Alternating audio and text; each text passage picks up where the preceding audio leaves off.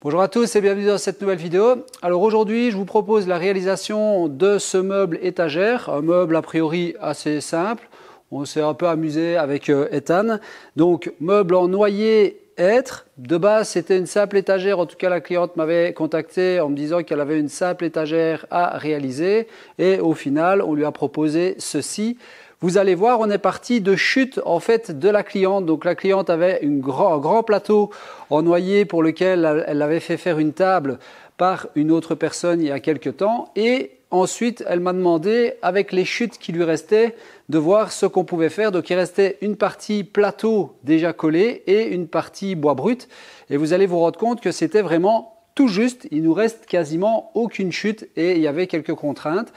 Voilà, petite vidéo en musique assez cool, tranquille. Et puis, je vous revois en fin de vidéo pour vous expliquer quelques détails. Bon visionnage. Donc, voilà les chutes de noyer, donc de plateau de noyer. Ça, c'est le hêtre que nous allons utiliser pour faire les inserts. Je vous mettrai quelques images du meuble que nous allons réutiliser. Enfin, a priori, vous l'avez vu sur la miniature. Et alors voilà, donc le plateau qui avait déjà été réalisé, c'était un plateau qui faisait 2,17 m de long sur 1,27 m de large, si je ne dis pas de bêtises. Alors, la problématique, c'est qu'il y a des lamelot qui ont été insérés.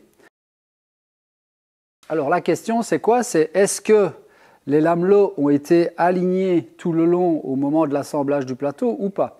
À savoir que nous, on a recoupé un morceau de ce plateau pour pouvoir délimiter les zones et pas de bol, ils ne sont pas alignés. Donc on a un sacré stress. Pourquoi? Parce que maintenant on doit couper un morceau de 70 cm et si on a le malheur de tomber en plein milieu des lamelot, eh bien on ne sait plus quoi faire avec le reste, étant donné qu'on n'a pas suffisamment de marchandises pour faire les autres éléments si ça ne tombait pas bon. Donc on va couper ça et on va vous partager notre stress en même temps, en espérant qu'on n'ait pas de mauvaises surprises. Je vous montre les traçages et puis on passe au débit. Donc ici, en partant du bord, on voit bien, donc de là à ici, on a 70 cm et on n'a a priori aucun lamelot. Le premier lamelot, il est situé ici, donc on a largement, normalement, de la marge. Là, c'est pareil, de l'autre côté, on a largement de la marge, et par rapport à celui-là, pareil. Donc, a priori, on peut y aller. Allez, scie à format, et c'est parti.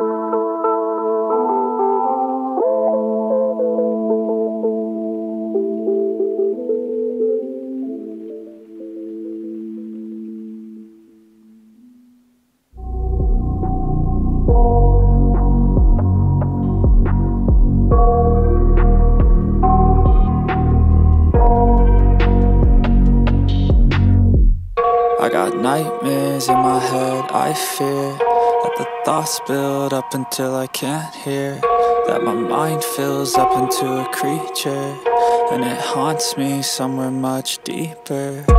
Anxiety, filling up every space, no privacy. And silently, it could build and build until you finally see, whoa, it's taking over, damn no closure, moving closer. No exposure, I just wanna be a loner. Some can't stay sober, looking over all their shoulders, like moving boulders just to get out of the home. It sucks, I've had enough, I don't wanna feel the stuck under the rug, all my problems that I shove. I got nightmares in my head, I fear that the thoughts build up until I can't hear, that my mind fills up into a creature, and it haunts me somewhere much deeper.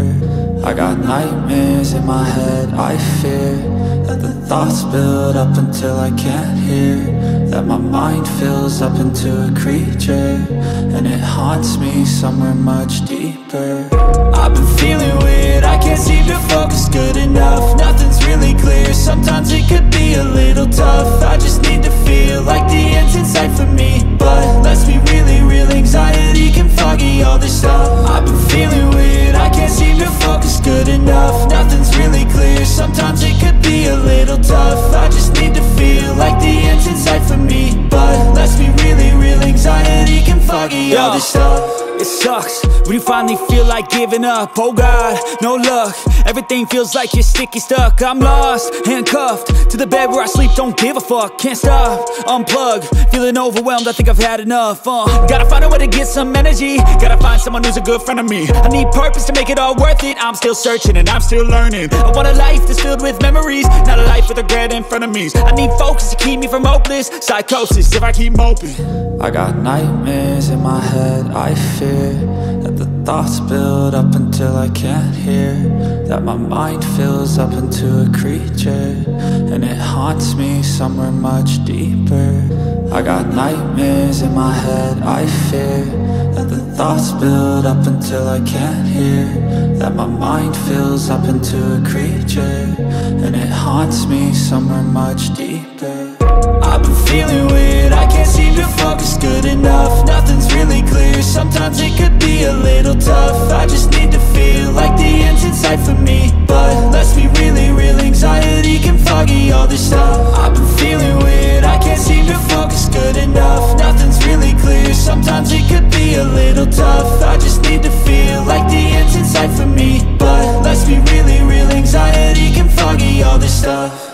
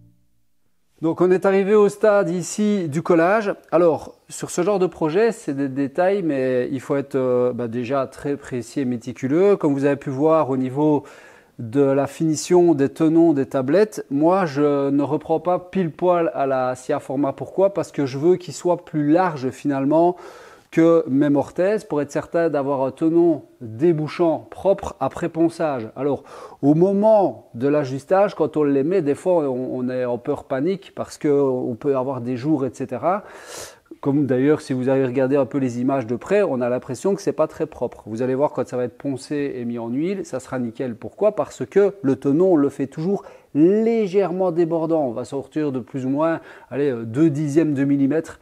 Parce qu'au ponçage, tout va se remarier dedans, mais ce qui est important, c'est que la mortaise soit suffisamment large au milieu. Donc à l'entrée et à la sortie, on doit avoir pile poil la taille du tenon, mais l'intérieur de la mortaise, à la limite, elle peut être creusée de biais vers l'intérieur sur les 4 côtés pour vous faciliter la tâche et ne pas racler votre tenon. Dans ce cas-ci, parce qu'on veut des tenons parfaitement ajustés en sortie. Okay?